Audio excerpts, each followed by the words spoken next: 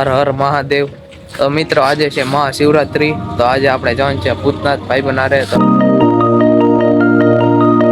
આજ મહાશિવરાત્રિના શુભ ઉત્સવમાં એવા રણછોડભાઈ રાવળદેવ ભાંગનું વિતરણ કરી રહ્યા છે. સૌ ભાવિક ભક્તો પ્રસાદી લેવા અમારું ભાવભર્યું આમંત્રણ છે.